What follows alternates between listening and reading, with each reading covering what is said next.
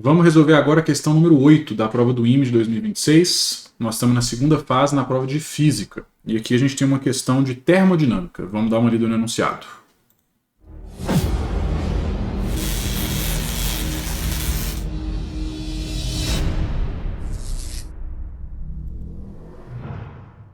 Fala, meu povo, tudo na paz? Quem vos fala é Jesus. Vamos lá resolver essa questão aqui, que é uma questão clássica do IME de termodinâmica. Aquela questão que o cara fala que vai fazer alguma coisa lá para resolver um problema e dá errado no final das contas. O IME sempre coloca o engenheiro que dá errado. Impressionante. Mas vamos lá. Um citricultor contrata os serviços de um engenheiro para especificar uma câmara frigorífica cujo objetivo é congelar certo suco de fruta para exportação.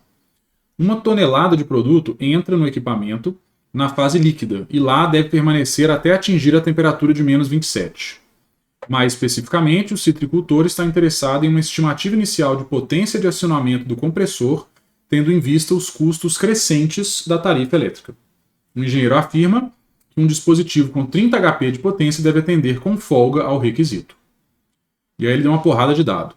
Calor específico na fase líquida, na fase sólida, calor latente, temperatura inicial, temperatura final, ponto de congelamento, temperatura do ambiente, temperatura lá dentro, coeficiente de desempenho e duração do processo.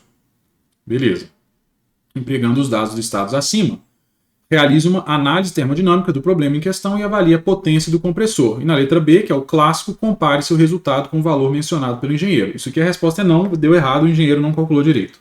Sempre assim. E discuta se a estimativa é procedente. Beleza, então o que está acontecendo?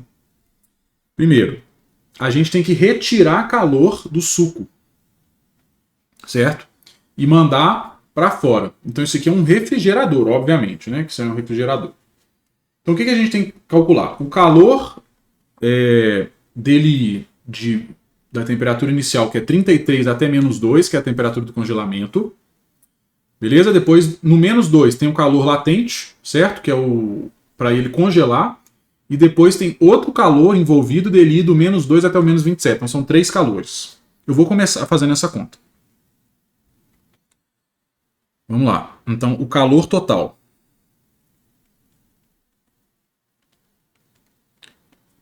vai ser o calor 1 mais o calor 2 mais o calor 3. Esses 3 que eu acabei de mencionar. O primeiro calor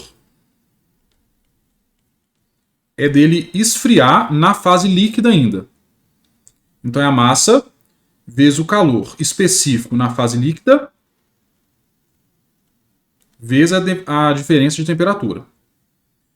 O segundo é para ele solidificar, então é ml.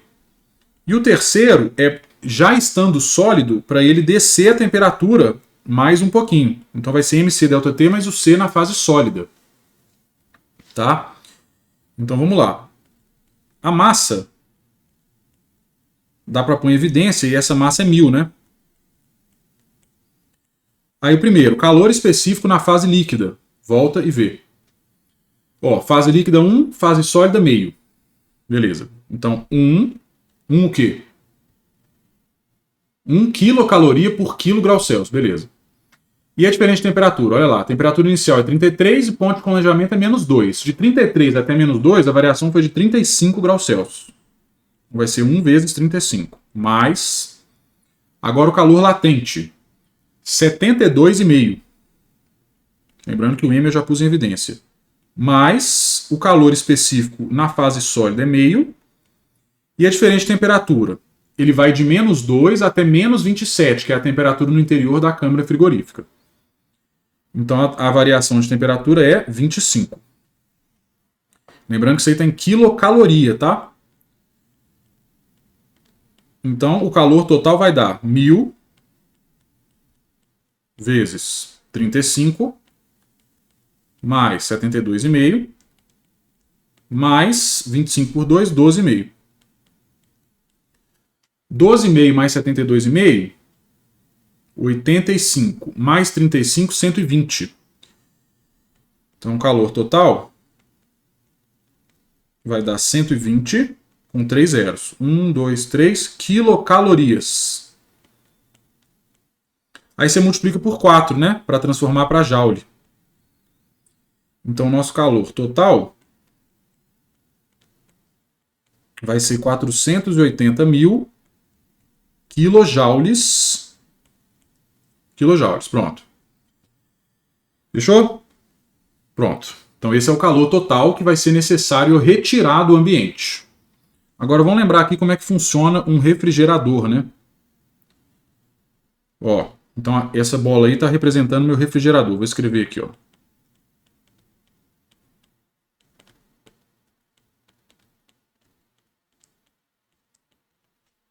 O que um refrigerador faz?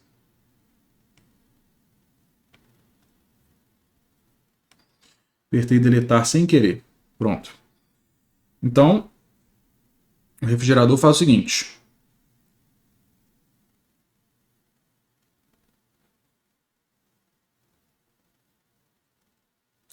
Ele tira calor do ambiente às custas de trabalho e joga fora no calor quente. Então é como se fosse assim, ó. Ops. Vou dar um zoom aqui para melhorar. Então é como se fosse assim, ó. Você tem um calor frio, um trabalho, que é tipo o motor, né? Você liga a geladeira, por exemplo, na tomada, e aí você joga um calor quente fora, que é como se fosse na geladeira aquele negócio lá atrás, que fica quente. Isso aí que funciona no refrigerador. E a gente tem a eficiência de um refrigerador, né? A gente tem a eficiência de um refrigerador. Eu penso assim, o que é eficiência? É o que eu quero às custas de alguém. O que eu quero? Eu quero esfriar o negócio. Às custas de quem? Da tomada, né? Da conta de energia. Então é às custas do trabalho. Isso aqui que é a eficiência de um refrigerador. Pela primeira lei, conservação da energia, eu posso trocar esse trabalho aí por calor quente menos calor frio, né? E aí a gente tem essa eficiência daí. Calor quente sobre calor... Isso daí. Se eu troco esses calores todos aí por temperatura, eu chego no E de Carnot, né? Na eficiência de Carnot. E lembrando isso com vocês, né? Então seria embaixo a temperatura quente menos a temperatura fria. E em cima é a temperatura fria. Beleza? Só lembrando aí informações sobre um refrigerador. Vamos lá. Vamos calcular então o coeficiente de desempenho ou a eficiência do refrigerador de Carnot. A temperatura fria é menos 27, só que eu tenho que passar isso para Kelvin, né? Então eu tenho que fazer isso aí com 273. 273 menos 27, isso dá 246. 246. E aqui embaixo é a diferença de temperaturas entre o quente e o frio. Isso aí eu não preciso colocar em Kelvin, porque a diferença em Celsius e em Kelvin dá na mesma. Então é 34,5 com 27. Isso dá 61,5. E 61,5, 246 dividido por 61,5 dá 4. E outra coisa, ele falou que a eficiência do motor que ele vai usar, ela é 3/4 da eficiência do Carnot. 3/4 da eficiência de Carnot, não é assim que ele falou lá no enunciado? Olha lá para você ver. Coeficiente de desempenho, 3/4 do referente ao ciclo de Carnot. Perfeito. Então o nosso E vai valer 3/4 de quanto? De 4, né? Que é 3. Nosso coeficiente de desempenho é 3. Beleza?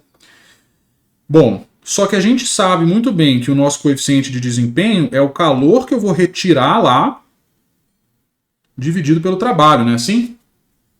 Então, o que eu vou fazer aqui? Eu vou substituir o calor frio por 480 mil, que é o calor que eu preciso retirar. Então aqui eu vou achar o trabalho, né? O trabalho, então, vai ser 480 mil dividido pelo E, que é 3. Então é 480 mil sobre 3. Isso aqui está em kilojoule. Beleza? Kilojoule. E agora, finalmente, eu vou encontrar a potência. O que é potência? Potência é trabalho sobre tempo. Lembrando que eu tenho que conferir as unidades, hein? Toma cuidado. Então vai ser 480 mil sobre 3 dividido pelo tempo. O tempo era 96 minutos, se eu não me engano. Deixa eu dar uma olhada.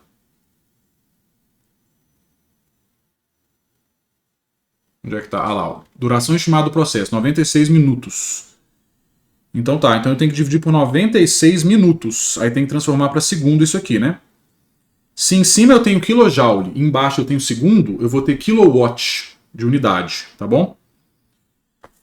Vamos lá, vamos ver se esse troço aí fica redondo, né? 480 mil dividido por 3 dá 160. Dividido por 96 já deu quebrado. Ah, foda-se, eu vou deixar quebrado mesmo. Dividido por 60. Então isso aí deu 27,78. 27,78 kW. Beleza? Só que agora eu tenho que transformar para HP.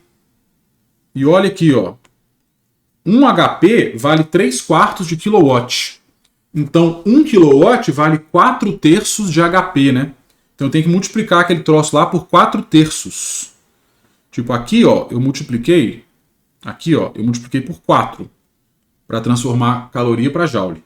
Aqui eu tenho que multiplicar por 4/3 agora. Então, vezes 4/3. Aí eu vou achar a potência em HP. Vou pegar a calculadora aqui, ó, vezes 4 dividido por 3. 37 e uns quebrados. Vou deixar 37, tá? 37 HP. Pronto, olha aí a potência. Vamos ver o que ele perguntou? Realize uma análise termodinâmica do problema e avalie a potência do compressor. Já avaliamos, é 37. Compare com o valor mencionado pelo engenheiro, que foi de 30. Compara. 37 é mais do que 30, não é? Então, o engenheiro afirmou que 30 dava certo. E aí? Procede? Não procede. Então, o engenheiro errou, né? O engenheiro, nas questões do IME, sempre erra.